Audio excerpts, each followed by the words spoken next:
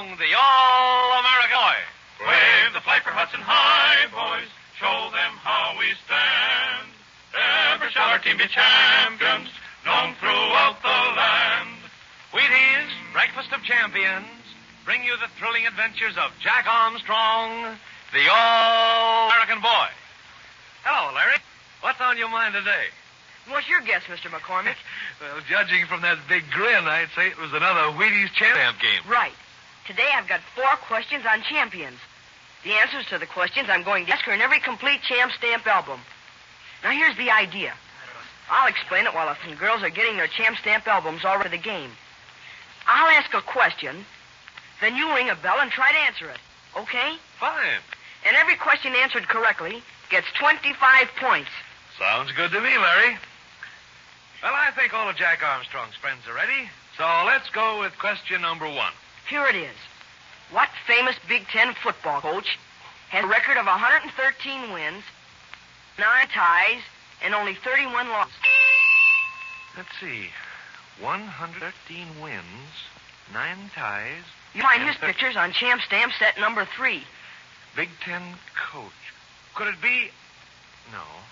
Say, I've got it. Coach Bernie Behrman of Minnesota. Right. And here's question number 2. What National League first baseman has smashed out 148 home runs in the last 7 years? Now, that's a tough one.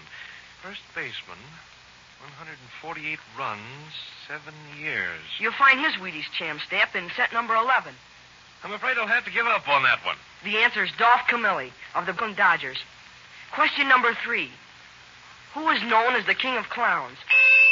You'll find him on a circular Wheaties Champ Stamp in set number 13. Well, that's easy, Larry. His name is Felix Adler, and he's with Ringling Brothers, Barnum and Bailey Circus. Nice going, Mr. McCormick. Now, here's the last question. What great skater won the women's figure skating championship 9 times? I think I've got that one. Was it Maribel Vinson? Absolutely correct, Mr. McCormick. Look, fellas and girls, if you missed out on today's Champ Stamp quiz just because you haven't started your Champ Stamp album yet, I suggest you get busy now and start collecting Wheaties Champ Stamps right away. Ask Mother to get you a couple of packages of Wheaties tomorrow morning. On the back of each package are printed 3 giant Champ Stamps, each one carrying the picture of a great champion. There are now 39 of these stamps together, and remember, your Champ Stamp album won't be complete until you've got every one of them. Start your Wheaties Champ Stamp collection tomorrow without fail. Then be ready to take part in our next Champ Stamp quiz. It's a whale of a lot of fun. And now, Jack Armstrong, the All-American Boy.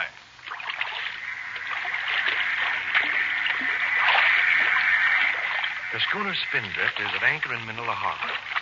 It is night, and the lights of Manila dance across the dark waves. Inside the Spindrift, the unscrupulous adventurer Dr. Shepato is searching for a chart and a luminous ring, which he's trying to steal from Uncle Jim. The chart will locate a rich prize of the precious uranium-235 lost in the Sulu Sea, and the luminous ring will lead the way to valuable deposits of uranium in the Philippines. On one side of the Spindrift, hidden by the night, is a small boat containing Dr. Shepato's lookout man. Another small boat has just come quietly alongside the Spindrift on the other side. In it are Jack Armstrong, Billy, Betty, and Uncle Jim. Before boarding their schooner to surprise the prowling Shepato, they're going to look through the porthole to see exactly what he's doing. Uncle Jim is at the oars, and Billy and Betty are keeping the skiff from making any noise against the side of the schooner. Jack is just about to stand up in the skiff to look through the porthole. Listen. Careful, Billy. Don't let the skiff hit the side of the schooner. I won't, Uncle Jim. Betty, you watch your end. I will, Billy. Now, Jack, I'll hold the skiff in position with the oars. You stand up and see if you can look through the porthole. I can just get high enough to see in the porthole, Uncle Jim. Be careful. If Shepato should look out suddenly, he might see you. I'll watch it, Uncle Jim. Can you see anything, Jack? I can see fine, Betty. Shepato has placed his flashlight on the navigation table. It lights up the whole cabin. But is Shepato in there, Jack? Can you see him? You bet I can see him, Billy. And he doesn't suspect a thing. But what's he doing, Jack? Has he torn everything inside out trying to find the chart and the ring? He hasn't disturbed a thing, Betty. Uncle Jim, you were right a little while ago. How's that, Jack? He has got some kind of scientific instrument with him. That's the way he's looking for the ring. Gosh, I hope it doesn't work. It hasn't worked so far. At least he's still looking. What does this scientific instrument look like, Jack? It looks like a little square box. On the side facing me, there's a dial and a needle. It looks like an ammeter in a car to tell if your battery's charging. Can you see the other side of it, Jack? No, Uncle Jim, I can't. Wait a minute. He's moving into another position. I can see it now. Looks like the lens of a camera. Or maybe a photoelectric cell. That's probably just what it is, Jack. But jump on Jimmy, how can he find the chart and ring with that? The ring is radioactive, Billy. It gives out short-wave radiations. This instrument which Geppetto is using can evidently detect those waves. Can the ring give out rays through wood, Uncle Jim? It certainly can, Betty. If he ever gets the detector of his close enough to the ring, the needle will swing around and he'll find it. But where is the ring hidden, Uncle Jim? You can tell us now. I've hollowed out a place in the bottom of the floorboard, Billy. You know, the board which we lift up to pump out the bilge. I put the ring in the chart in there and plugged the hole with a piece of wood.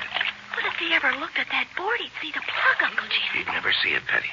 It fits tightly, and it's all smeared with bilge grease. But if he ever gets that detector close to the board, he'll know it's there. He certainly will.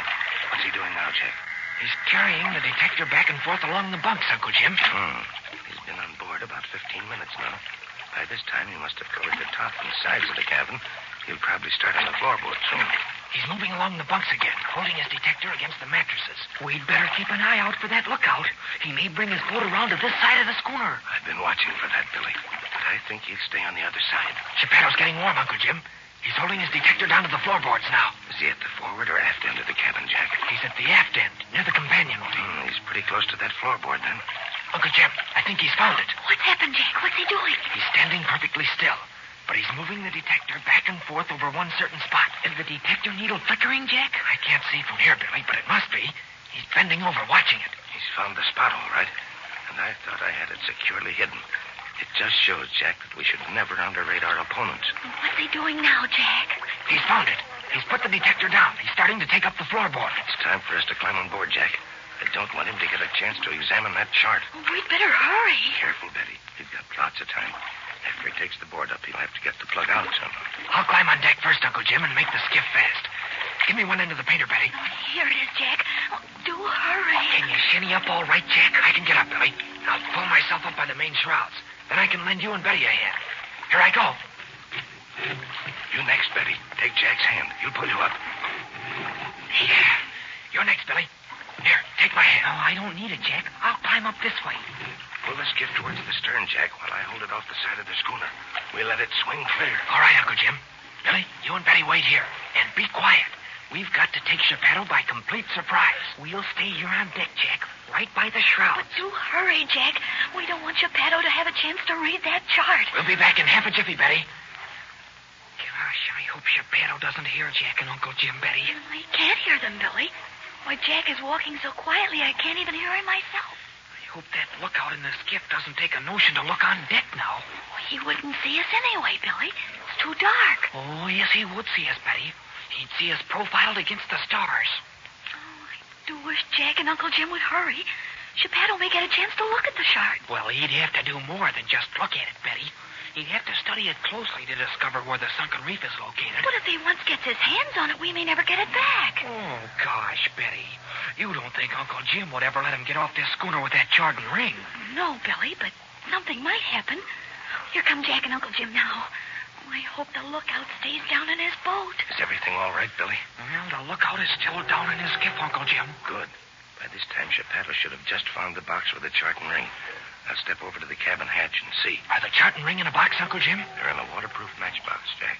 The ring's wrapped up in the little chart, and the box is sealed up in the floorboard. Be careful, Uncle Jim. Don't let him see you. I'll be careful, Billy. But he'll see me soon enough anyway. On your toes, Billy. If Geppetto sees Uncle Jim, the fur's gonna fly.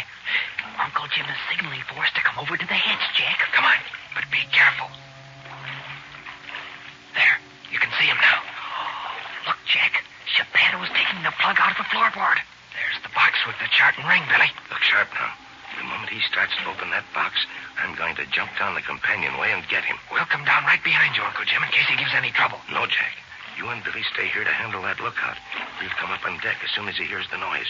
You take care of him. You bet we'll take care of him, Uncle Jim. Watch it now. I'm going after Geppetto. Uncle Jim's getting him, Billy. But Geppetto doesn't give up easily. Crouch down, Billy. Here comes that lookout. I don't see him.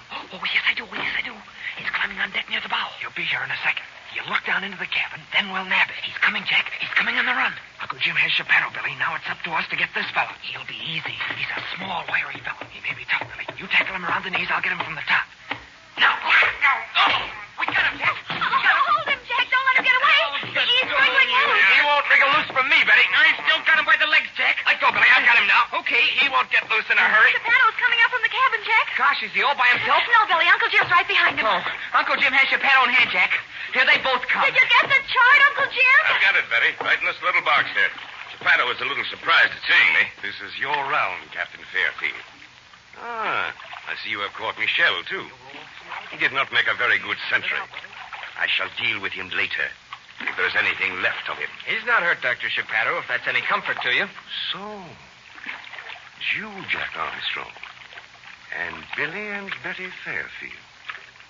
I'm surprised at seeing you here. Well, just bet you are. You thought that we were safely tucked away in the care of Lazaro and Blackbeard, didn't you? For the moment, my plans seem to have gone awry. Well, Captain Fairfield, what do you propose to do now? I hardly think you'll want to turn us over to the police. Had a good mind to, Geppetto. That's where you and your crowd belong. But you are a very smart man, Captain Fairfield. You know that if the story of the lost uranium gets out, there'll be 100 searching parties on their way to the Sulu Sea in a very short time. I have other reasons for handling this affair myself. Turn Michel loose, Jack. We'll let Geppetto return to his schooner. Watch Michel, Jack. He looks as though he's about to do something. We can handle him if he acts up, Billy. You can go back to your schooner, Geppetto. But I warn you, the next time I find you on this schooner, you won't get off so lightly. I never forget a warning, Captain Fairfield. There are many things I do not forget. Jack, he snatched the box from Uncle Jim. He's thrown it to Michel. Watch him. He's running away with it. I'll hold Geppetto, Jack. You and Billy go after Michel. Don't let him get away. He's running toward the bow, Billy. Come on. Gosh, I don't see him, Jack. Where is he? He's hidden in the darkness somewhere. Here's where his skiff is tied up. He's not in the skiff. He can't be far away, Billy. We've got to find him. He's got the box with the chart and the ring. Look on the port side of the deck, Billy. I'll look on the starboard side. He can't be far away. Did you get him, Jack? No, Betty, we're looking for him now. He's just disappeared into the darkness. But he's taken the chart and ring with him. We'll find him, Betty. He's probably curled up somewhere like a coil of rope. Jack, maybe he slipped below. He couldn't have, Billy. The forecastle and the forward cabin are locked. And Uncle Jim is holding on to Geppetto near the main cabin. He's here somewhere, and we've got to find him.